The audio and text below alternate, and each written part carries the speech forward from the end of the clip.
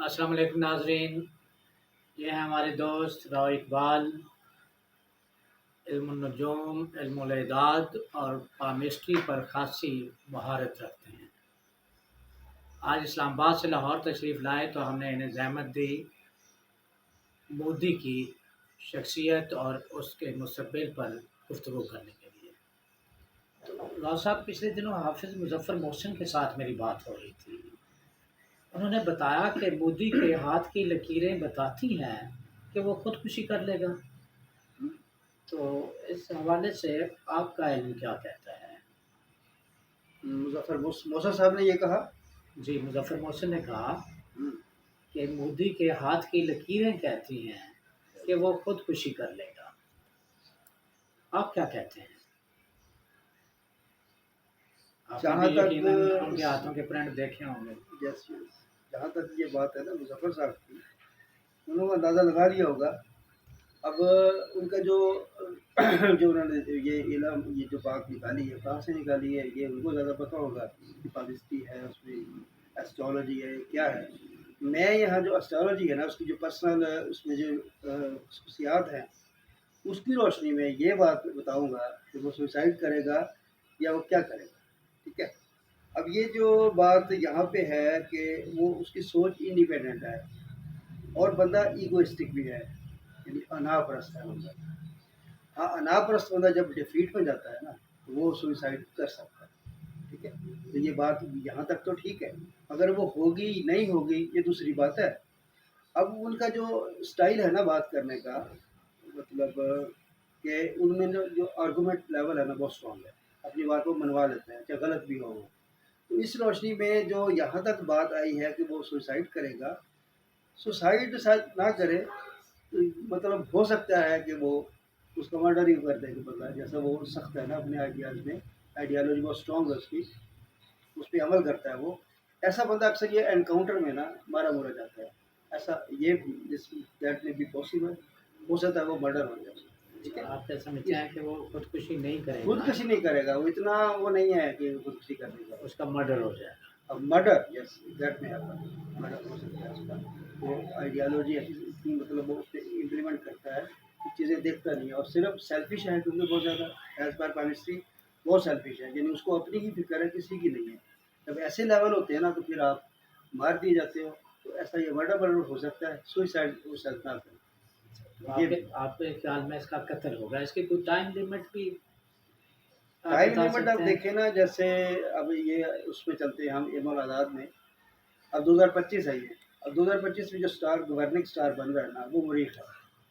अब ऐसा ही वाक़या पहले भी हुआ था इंडिया पाकिस्तान के बीच में, जब 1971 में ये हुआ था। 1971 में भी मुरीख ही था, मगर उसके साथ जो आया था ना इल्मुल आज़ाद में, साथ उसके आ गया था ये दूसरा एक और स्टार है, क्या कहते हैं उसको, बाद में डिस्कस करते हैं उसको। ठीक है। तो वो जब उसके साथ आया ना तो जंग की सूरत ये बनी कि जो पाकिस्तान था उसमें प्रॉब्लम आई, वो एक पार्टीशन हो गया।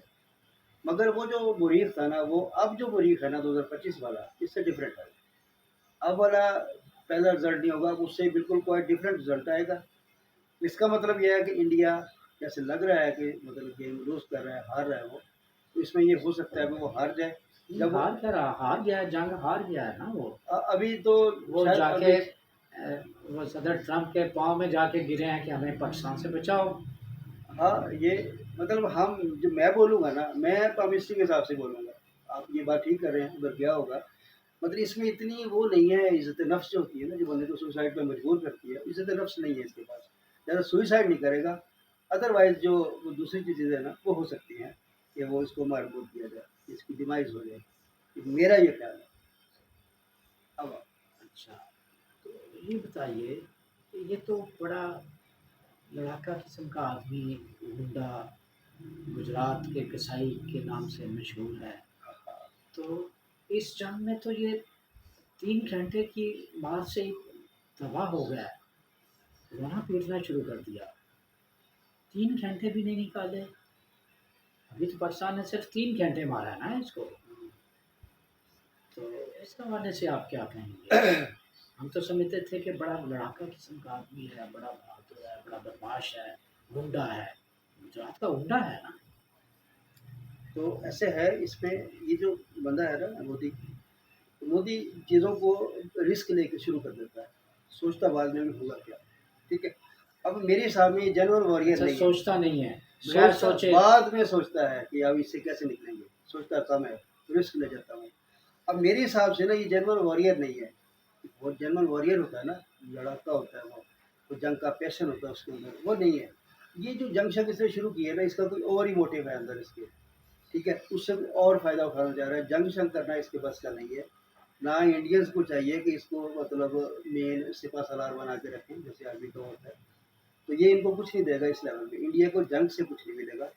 ठीक है, खासकर मोदी के उसमें जो लड़ी जाएगी ना जंग नहीं, आप क्या सफाई में। समझते हैं कि ये जो हुंडा टाइप लोग होते हैं, ये जंगजू और तरह के लोग होते हैं, ये हाँ, हुंडा जंगे है। और होती हैं जंगों में हम उनको मतलब जंगजू कि कहते हैं। हुंडे जो हैं वो जंगे नहीं लड़ जंगे सकते। नहीं लड़ते, ये तो 2-4 दिन में खत्म हो जाएगा। गुंडे लड़ते हैं डेली बेसिस पे, मतलब आवरली बेसिस पे। जंग होती है लॉन्ग टर्म। और लॉन्ग टर्म जंग में इसको लेके जाओगे ये तो भाग जाएगा वहाँ से, ये कुछ ना कुछ हरकत करेगा। और खुदा ना खास्ता, क्योंकि इसका जो पैशन है ना जंग वाला नहीं है, तो जंग की जो एसओपीज होते हैं उस पर अमल नहीं करता ये ऐसी जल्दी कोई से। उल्टी हरकत भी कर उल्टी सकता हरकत है ना ये जिससे करे, हिंदुस्तान को भारी नुकसान भारी नुकसान हो उठाना सकता पड़ेगा। है। देखो इंसान ही मरेंगे ना, उसमें ये नहीं ऐसी हरकत आप कर देते हो, एग्रेशन ले जाते हो डर के खौफ में, तो उसका उसका जो रिटेलिएशन आता है ना बहुत स्ट्रांग होता है वो। तो लिहाजा इससे बचना चाहिए, इस मोदी को इस जंग में नहीं इसका होना मतलब चाहिए। है इनकी कौम को चाहिए कि इससे बच के रहें, अब ये इस कहीं इस मुल्क का, इस कौम का बेड़ा गर्क ना करवा दें। इसको फॉलो नहीं करना चाहिए, इतना ब्लाइंडली फॉलो ना करें, इसको चेक रखें इसके ऊपर, यार क्या करना चाह रहा है ये, क्या कहता है ये, इसको देखो। बल्कि इसकी क़यादत से भी जान छुड़वा लें। यही मतलब इन बातों का, क्योंकि इसमें ना वो पैशंस ये जो होते हैं मोदी ना। की लीडरशिप में तो वो हुंडा टाइप जो ग्रोह हैं, सिर्फ वही नुमाया हो रहे हैं ना। ऐसे एक दानिश्वर तबका, एक पढ़े लिखे लोग, वो तो इससे नफरत करते हैं। बिल्कुल ऐसे है। अब ये तो इसमें ये जो तो सिर्फ इंडिया के गुंडों का नुमाइंदा हुआ ना। बिल्कुल ऐसे हुआ, क्योंकि इसकी जो आइडियोलॉजी है ना उसमें ये इंतहाई सेल्फिश है। मगर जो आइडियोलॉजी के पे जो अमल करता है ना वो बहुत स्ट्रिक्टली करता है ये। इट मीन्स कि सिर्फ एक ही किसी फैक्शन को साथ लेके एक ही साइड पे निकलता है ये। तो लिहाजा ये इंडिया को मुकम्मल तौर पे उसका उसकी नुमाइंदगी नहीं कर पा रहा, इसलिए जंग वगैरह की काफियत आई होगी। तो इसमें ये बंदा मेरे हिसाब से बिल्कुल अनफिट है, ये पता नहीं क्यों है ये यहाँ पे। इंडिया को बर्बाद करने के लिए ये यस मोदी यस, साहब की जो है लीडरशिप, ये काफ़ी है। ये काफ़ी है, इससे बहुत कुछ ये वो समझा जाएगा उनको।